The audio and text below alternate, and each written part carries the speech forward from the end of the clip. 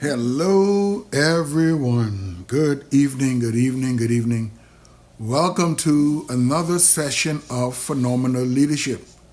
I'm your friend, Bishop elect Edlin Scott, and I'm really excited, as always, about the opportunity to share with you. So, I want you to go ahead and like and share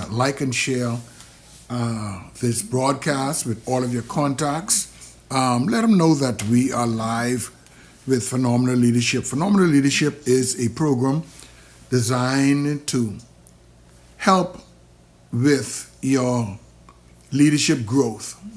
Everybody has the potential of becoming a leader because leadership is something that can be learned.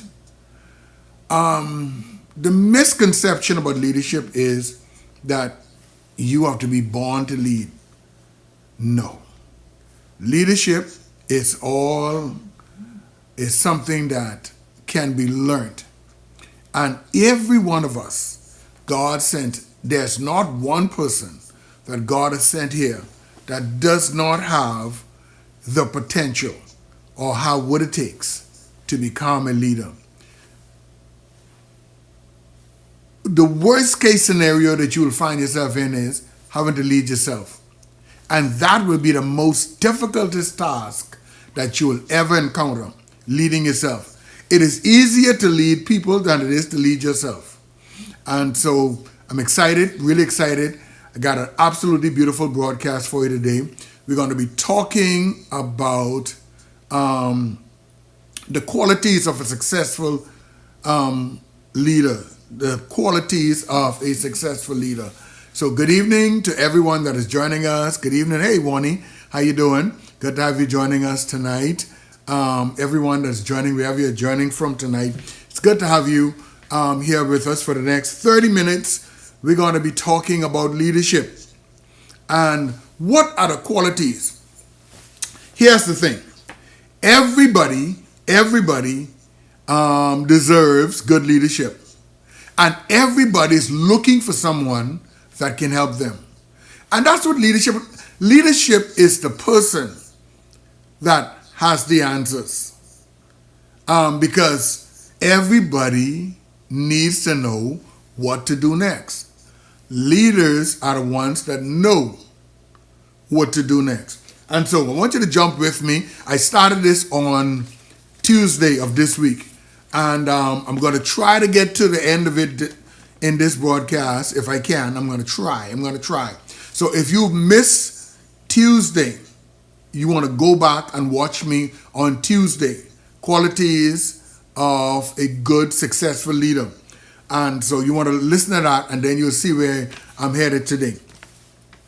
Number one, or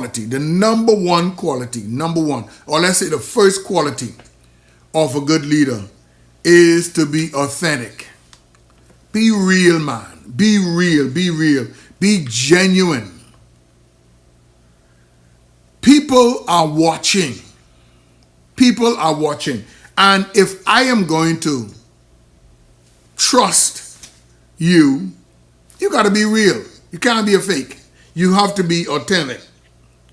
And being genuine or being true is fundamental to success in any role that you want to play. Any role in life that you want to play. Your fundamental rule is going to be you have to be genuine and real. If you're fake, you're not going to last very long. One of the things that cultivates success in leadership is putting your best self forward. Putting your best self forward.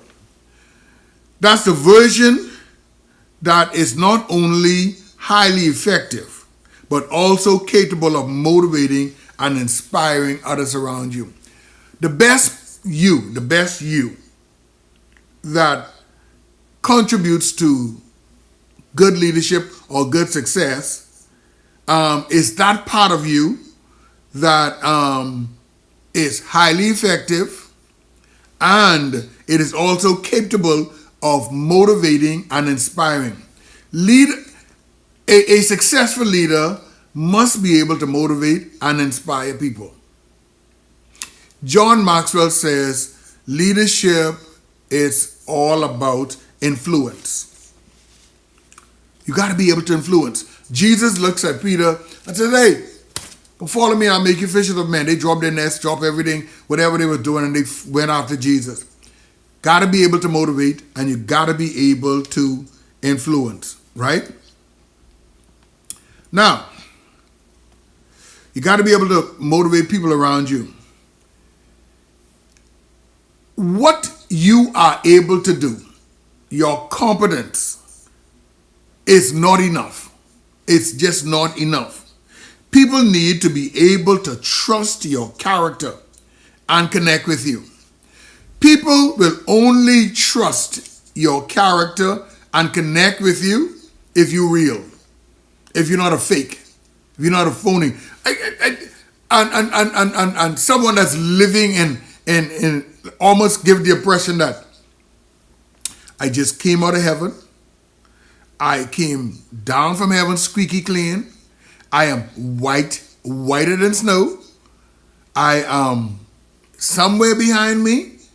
2 wings is going to come out of my back, and I'm going to fly away at the end of the day.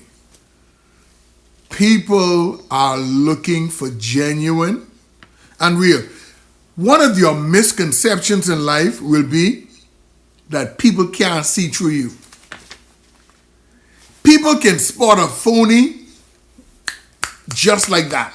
People can spot it.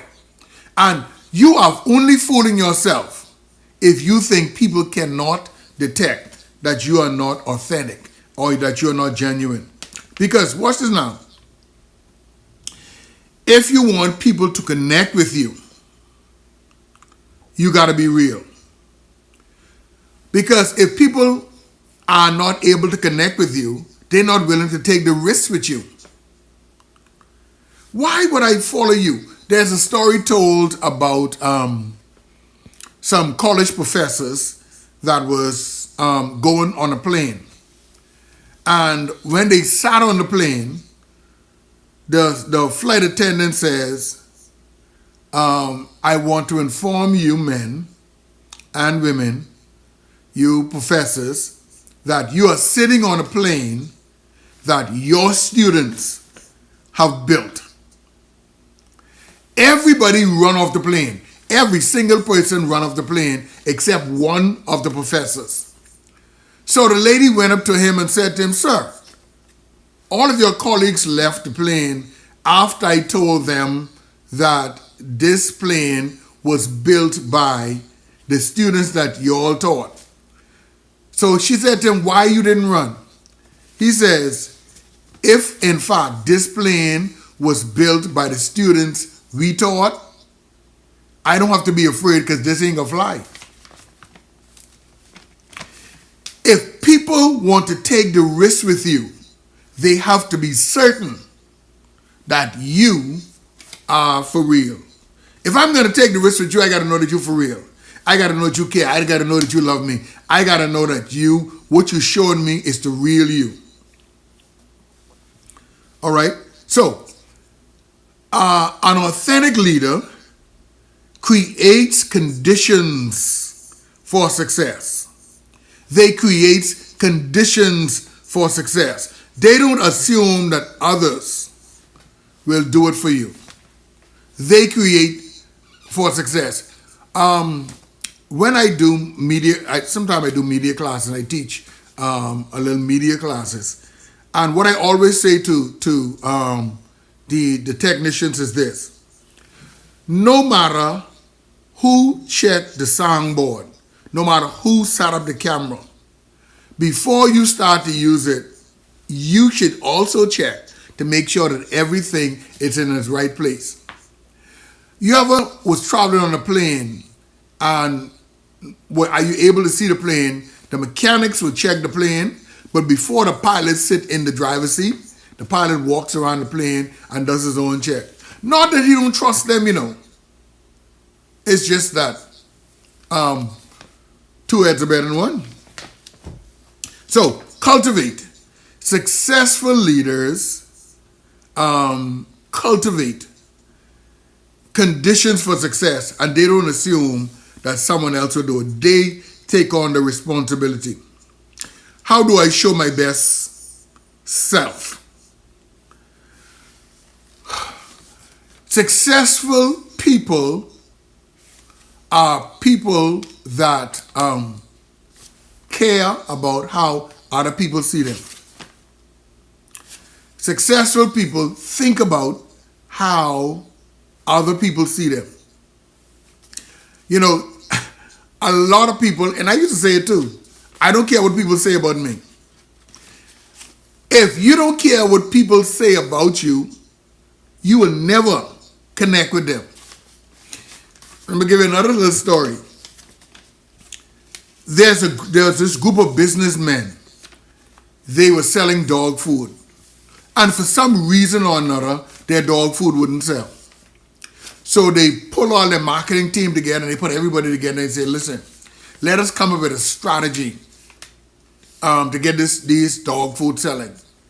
And they spend millions of dollars on marketing campaign and all kind of stuff. Got movie stars and important people to be in the infomercial talking about the dog food.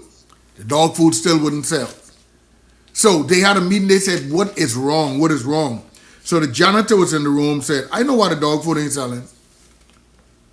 And no one paid them attention because they only the janitor. So they can't be that smart. And finally, they became so annoying that the board of directors says, I want you to tell me why this dog food is not selling just before I fire you. So he said, sir, the reason why your dog food ain't selling is because the dogs don't like it. Why would I buy dog food that my dogs are not eating? As a successful leader has to be aware of how people see them.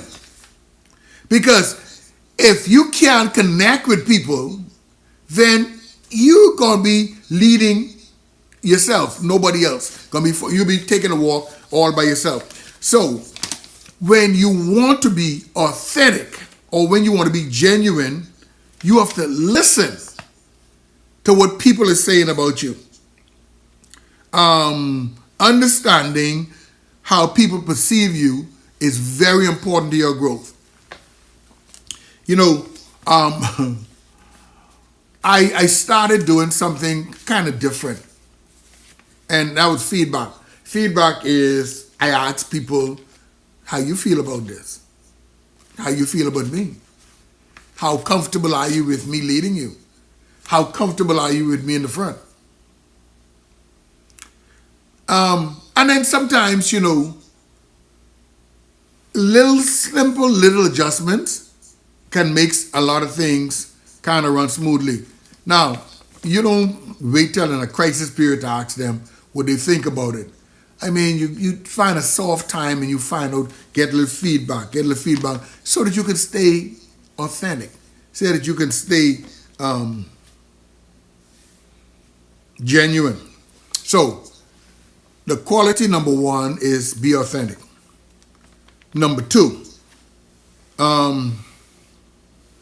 be curious. A successful leader is curious. He has a curious mindset. Successful people or successful leaders have the ability to go out of the organization and look back into it. Go out and look back into it. That's almost like a mirror, right? You could get dressed. And after you would have gotten dressed, you could just look down at yourself and think you're fine. But when you look in the mirror, you get a chance to see from a different perspective everything. So, Successful leaders have the ability to not only look at things from the giving it out, but also look at things from receiving it. What is people looking for? And so successful people are curious to find out what is people looking for. Your business will not thrive if you are not offering what people are looking for. There is a little side to taking the horse to the well and not being able to make him drink. There's another side to that also. Does the horse want the water? Because you can make the water look pretty. You could change the color of the water. You could sweeten it. But if that ain't what they want, they're not going to be able to accept it. So successful people are curious. They step outside of what they're offering, and then they look at the people that is accepting what they're offering and similar people that is offering the same thing that you are offering. All right, you'll be dumb. You'll be dumb. You're in a flea market. You're in a flea market. Everybody in the flea market is selling, and you're the only person that ain't selling. But everyone's selling the same thing. So you could say, boy, maybe they got it just before they get to me. But not necessarily, so you got to find out what's going on. One of the things I told my staff, I said this to my staff, I said, look, we don't sell things that no one else sells. What we're selling, everybody else sells. So you could sell for less than what the other people are selling for. And then sooner or later, someone can figure out, just sell less than you. So you can't go on good price. I said, now the one thing that we do have, or we can cultivate that the others don't have, is you, your attitude, and that experience. The experience. Okay, remember years ago, our motto in the Bahamas was to the tourists, it's better in the Bahamas. Come to the Bahamas for sand, sea, and sun. If you've not traveled, every Caribbean island has sand, sea, and sun. Cuba have sand, sea, and sun, and cheaper. So what is it that would want to bring me to the Bahamas? It has to be the Bahamian experience with the Bahamian people. So there must be something that you do, that you offer, that they can't get nowhere else. So the experience of being around you should be. And so a successful leader goes out there and they looks back at the product that they are offering. They look back at what others in similar businesses is offering, right? When I was doing my degree, the lecturer said, we were doing marketing. They said, it's a waste of your money if you're talking about a church to say, come to the revival because they're going to be preaching. Every church is about preaching. Come to the revival, they're going to be singing. Every church is about singing. So to waste advertising dollars and just say, come to the revival, there's going to be preaching and singing, it's a waste of time.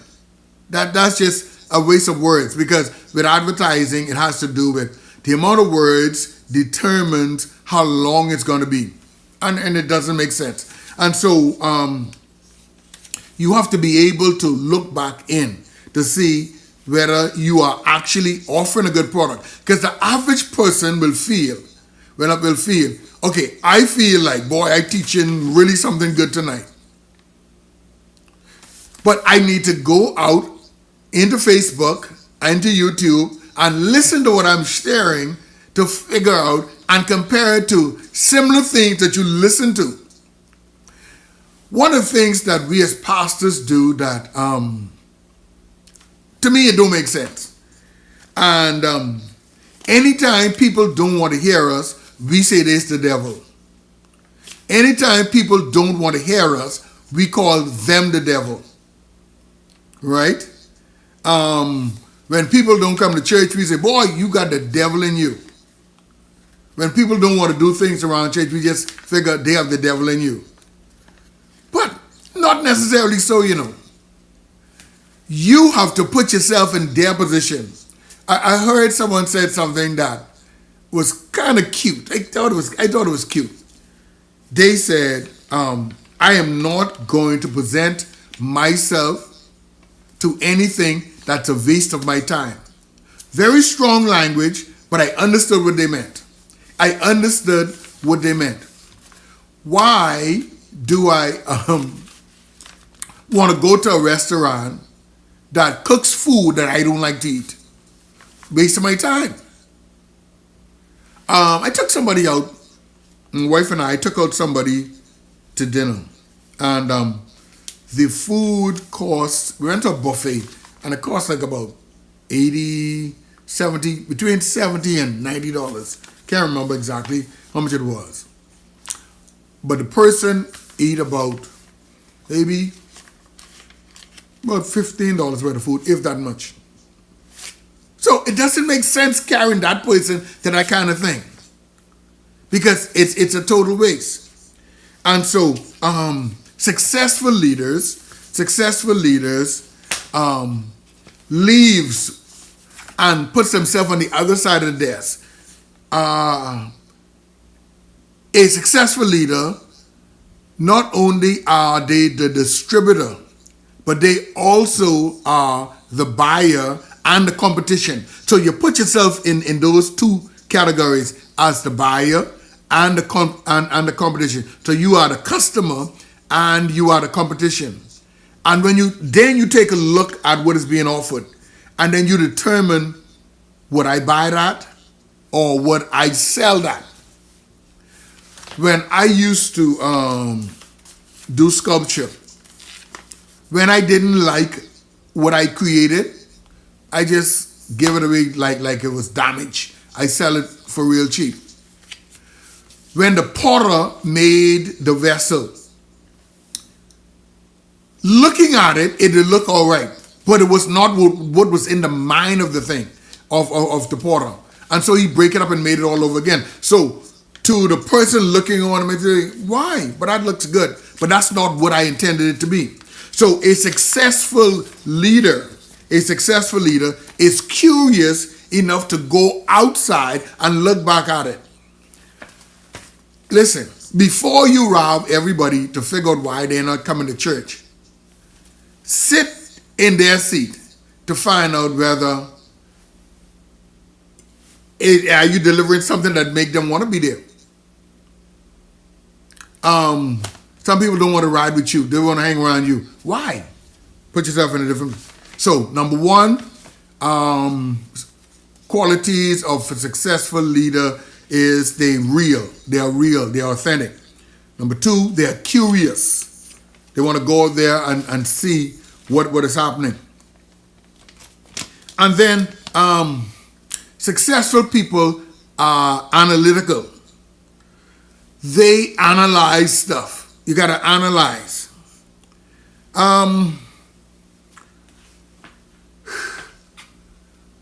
A lot of times in this modern world, things don't get fixed. Things get replaced.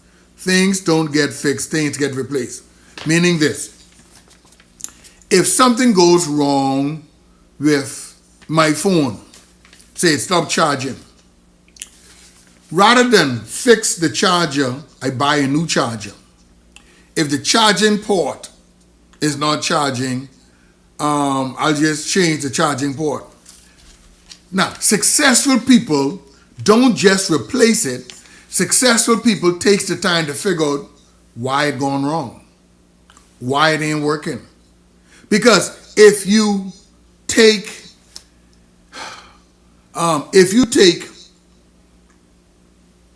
let's say, for instance, let's say the charging port is not working, and you take a new charging port and put it in there. Then whatever mess up the first one can mess up the second one. So successful people analyze. They analyze what went wrong, what's happening, in order to correct it. You continue getting what you keep getting because you keep doing what you keep doing. But when you start doing something different, then you get something different. So successful people are people that analyze. Why are people not coming to church? Why are they uneasy in church? Why do the men don't come out? Why people don't come to prayer meeting? Why people don't like Bible study? Oh, they just have the devil in them. Now that's a simple answer, but an analytical mind will try to get into to figure out what's going on. All right. So that's three. That's three we went over. Let's go to number 4. Adaptability. Number 1, you got to be real. Number 2, got to be curious. Number 3, you have to have an analytical way of thinking. And number 4, qualities of a successful leader is the ability to adapt. Adaptability is so very important, right? The world is changing faster than it used to. And technology and everything else is moving just as fast. The ability to be able to adapt to what's going on or what's happening is very critical. Very, very critical. The quicker you can adapt. There's a movie I like. I like Star Trek. I don't know. I just like some kind of movies. And there is these people in the Star Trek movie called the Borgs. And the Borgs are mechanical people that assimilates everyone. Anything that is human, they assimilate it and turn them into slaves. And so you can catch the Borg off guard. You can catch them off guard. But you can't catch them off guard twice. In other words, if there's something that they don't understand, the next time you come to them, they're going to understand. They kind of, they quickly adapt. And they don't take 24 hours to adapt. The next time, they will adapt. They will adapt to it. How to strengthen your adaptability? We learn by doing so. You need to take assignment and secret experiences that damages your flexibility. If you want to become more adaptable, which is absolutely necessary, it's absolutely necessary, you have to challenge yourself outside of your comfort zone, outside of your comfort area. Adaptability teaches you when you pivot. Pivot means like you be on one foot and you could either, so this foot doesn't move, but then you could either turn this way, you could turn that way. And so adaptability teaches you when you need to pivot or when you need to move to be able to embrace new opportunities and new challenges. I'm writing a book. I'm taking really long with this book, but I'm writing a book called What's Behind Your Giant. And really the gist of the whole book is about recognizing an opportunity. Recognizing an opportunity. And in one of the chapters, it says some of your greatest opportunities will be disguised as obstacles. It'll look like something that's impossible. Oh, I can't do this. It just is disguised. David took down Goliath, became he married the daughter of the king. His family got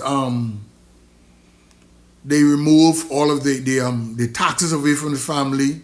He became a general, and so on and on and on and on, because he confronted an obstacle by the name of Goliath that opened the door to humongous opportunities. So you got to be able to be flexible. You got to be able to venture beyond your comfort zone in order for adaptability. A lot of things in the devil is just how it's used. Watch this now. Do you know the same Bible we use is the same Bible the witchcraft worker use? The same scriptures we use, it's the same scriptures that they use. It's just that they use it for the wrong thing. So being able to be adaptable to different situations. Some people can only take picture, a good picture on a particular side. Say, oh, this is my good side. Really? I mean, everything about you should be good. So we're talking about the qualities tonight of successful leadership. So number five quality. Quality number one is gotta be real, genuine. Number two, you gotta be curious. You have to be curious. You gotta be curious, not settling for what you feel like you have. Boy, I know I have a good thing. No. Become the customer and take the same good thing and put it in the customer hand, and what they think of it determines whether you have a good thing. And will your competitors sell the same thing that you calling such a good thing? All right? That's the second one. The third one is analyze. Why did it break? Why? Before you put something else in there to break. If you find that your pastors is always leaving the church, all right, over in the space of a year, you don't have 3 pastors. Why is it that all the pastors that be in charge of that church is breaking or is leaving? What is going wrong? Don't just keep putting new pastors in there. Analyze to figure out what's going on. Be adaptable to the fast changing things. Be creative. Number 5, be creative. One of the things that I think churches lack is creativity. Churches lack creativity. Someone will come right now and watch you selling tires, and they'll watch a lot of people go in there and buy tires. Then they go across the road and open up a tire shop too and say, boy, I'm going to sell tires, because right across the road, they selling tires. Be creative. Be creative. Be creative. Churches lack the ability to be creative. How do you cultivate your creativity? Your role as a leader isn't necessarily to come up with the great ideas, but rather to establish an environment that nurtures creativities and recognize when something is being offered. You could take an idea. You could take an idea that someone offers, and just take that right out to the limit. I was shocked. This has been many, many years ago. And someone was trying to prepare some of they said to my pastor, hey, I want to come in and I want to write some books for you. So we was talking, and so we thought that he would have had to sit down and compile a whole bunch of stuff together and just giving out notes and notes and notes. So the person said, let me see a tape library. And they went into the tape library and they found all of the messages surrounding like a particular thing. And out of that, they was able to come up with a a theme for the book, or a topic for the book, or a name for the book, and enough information for the book. And so for me, that was like, wow. I didn't figure it could have just happened just like that. But you got to be creative, man. You got to be creative. And when someone comes up, now we could have logged that down and say, no, that ain't gonna work. But we keep getting what we keep getting because we keep doing what we keep doing. So you got to get creative and you got to know when to lead and when to be led. Not because you're the leader that means you must always lead. And do you know something? You're in a bad place if the leader is the only person that can come up with the ideas. You're really in a bad place. You know, even worse place if you come up with the idea and your leader takes the credit for the idea. Then you're really in a choking place. So be creative, be creative, be creative. Number 6. This right here is one of the things that is killing churches. Comfort with ambiguity. Be comfortable with ambiguity. A successful leader is comfortable with ambiguity. What in a nutshell is that? Other people lie there. Not everybody's going to believe what you're presenting. Not everybody is going to see things the way that you are seeing it.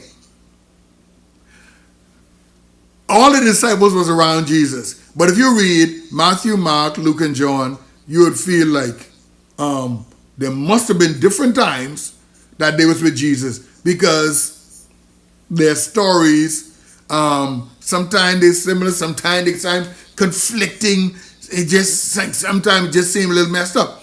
But it has to do with how you see. And I used to think as a pastor that, let's say at a funeral, everybody could find something good to say about somebody. And then there are people being in the audience saying, who are they talking about? Not that person. What you or what I see of you could be something quite different from what someone else is seeing. And that has to do with perspective, how you see it. And so ambiguity is something that the church just have a problem with, because you have to see it our way, you have to see it the way I see it, or I don't like you, or use the devil. And it's not necessarily so. Ah, Lord. Managing ambiguity is about holding conflicting ideas in your head and completing priorities that feels equally important. In other words, we could waste time arguing, but I'm sure that we have more in common than what we have that's really not in common. So don't let's waste time. We'll waste time arguing on how you're baptized. We'll waste time arguing on where do you say Jesus, or where do you say Father, Son, Holy Ghost, and we'll just waste time on just a bunch of little trivial things that really doesn't make sense. So you gotta watch out. You gotta watch out. A lot of people fall prey to X is right and Y is wrong. Yeah, don't let's waste time with that.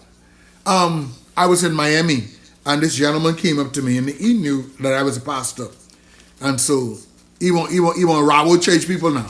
He want rob church people, but I guess God gave me the wisdom to identify that. And boy, he start from one church and to the next thing, and to the other thing, and the other thing, and the other thing. And he went on and on and on.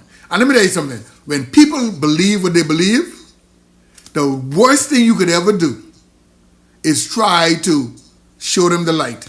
There are some people that make up in their mind, only me one right.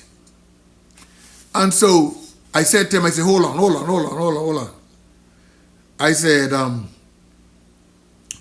you told me you got a business on Meadows Street. I said I used to live on West Street. So that's like 2 corners away. And I said, from West Street, I moved to Coronation Road.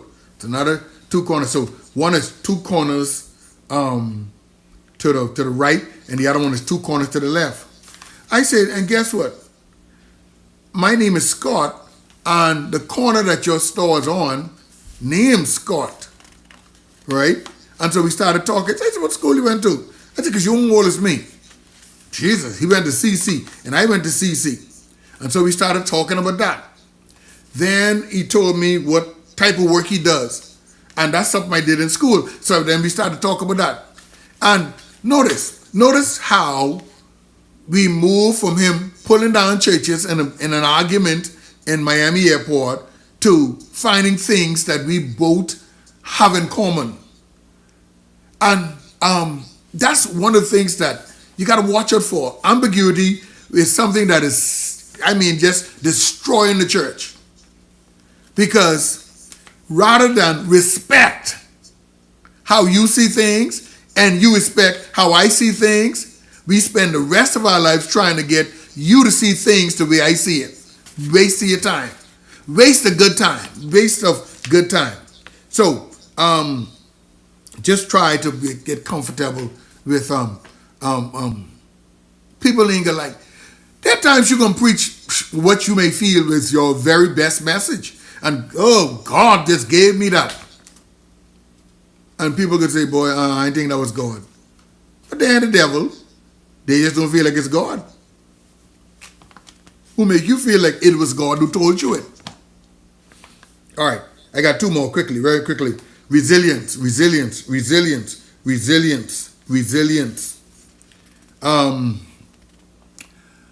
Successful people are resilient.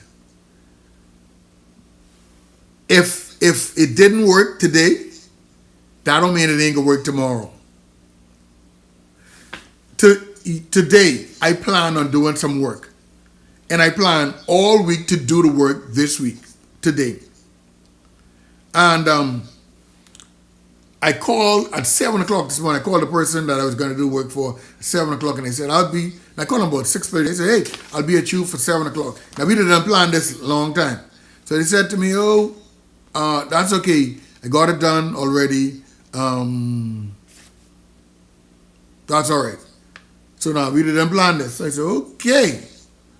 Now I know what I could do with them extra time that I had allotted for that. They planned it around it. Then I said, okay, then I'll find something else to do. And then when I walked outside, it's raining. And so couldn't do that. But resilient people are people who are going to be successful.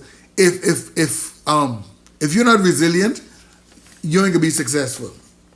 You're not going to be successful. If you give up at the first thing, you ain't going to be successful. And that's why the men that went to battle with Saul, had the hand under the chin, was over in the corner, back in the corner saying, boy, I just hope Goliath get tired and don't come back out no more. He done been coming out now for 2 weeks. I just hope Goliath get tired and don't come back out no more. I hope Goliath don't fight us no more. I just hope Goliath dead. I just hope Goliath, man, just do something, but don't come back and say, send me a man no more. No. Resilient people do not give up when they meet something in front of them. All right, the final one is people that are successful. People that are successful or leaders that are successful have empathy. Sympathy means I feel sorry for you. Oh Lord, I feel sorry for what happened to you. Empathy means I'm in your shoe. Oh my God, feel like that's happening to me. When you can empathize with people, put yourself in their shoe. You know what? The Great Commandment says, "Do unto others as heaven do unto you." But you know what? When you have true empathy, when you feeling what you doing to people, if you could feel what you doing to people, you wouldn't do it to people. If you could feel what you just said to that person, if you could feel that, but it just roll it off our tongue, it kill, it hurt, and because we can't feel nothing, we feel like we ain't do nothing. But empathy is very important. And so I'm at the end of my presentation, and we were talking tonight about qualities that makes successful leaders. Listen, on the 15th, I'm coming to Palm Beach. On the 15th, I'm going to be in West Palm Beach at United Overcomers. I'm going to be there for one service, Sunday afternoon at 5 p.m. They are having their annual Women in White and Men in Black service. Really a powerful deliverance breakthrough service. We were there last year, and we're going to be there this year. I'm praying over some olive oil that I want to share with as many of you as would. And then on the 28th and 29th of this month, I'm going to be in Sims, Long Island, Doctors Creek, at the Voice of Deliverance Church. I'm going to be there Thursday and Friday night. Thursday is the day before Good Friday, and then Good Friday night, I'm going to be there in 2 nights of service. I want you to come. I want you to come. There is a word from the Lord. There is something that God has placed in our belly that we want to release on your lives. I am believing God for something great. I am believing God to do exceedingly, abundantly, above all that we can ever ask or think. Listen, friends, appreciate y'all. Went over our time tonight, but I didn't want to break it up into two more services, and so I tried to go over. Promise you 30 minutes, but I look like it's 51 minutes. All right, but thank you so much. Hello to everyone that watched us, everyone that hung with the broadcast all the way to the end. I really appreciate all of you. Thank you so much for being a part of the broadcast tonight. God bless you. Have a wonderful, wonderful evening. Remember, leadership is not something that you born to do. Leadership is something that you can learn to do. God bless you tonight.